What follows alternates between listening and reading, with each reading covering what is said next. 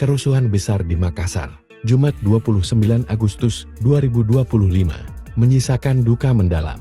Gedung DPR di Makassar dibakar massa dalam aksi demonstrasi, yang awalnya digelar untuk memprotes tewasnya ojol Afan Kurniawan, korban rantis Brimob di Jakarta.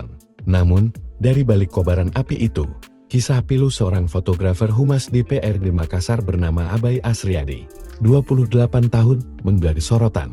Ia menjadi salah satu korban jiwa dalam tragedi mencekam tersebut. Sebelum terjebak dalam kobaran api, Abai sempat mengirimkan pesan terakhir melalui WhatsApp. Dalam chat itu, ia menuliskan kata-kata singkat penuh haru yang kini viral dan membuat banyak orang menangis. "Kalau saya tidak sempat keluar, tolong jaga orang-orang di rumah ya," tulis Abai dalam pesan terakhirnya. Sayangnya, takdir berkata lain. Abai ditemukan meninggal dunia setelah terjebak di dalam gedung DPRD yang terbakar hebat.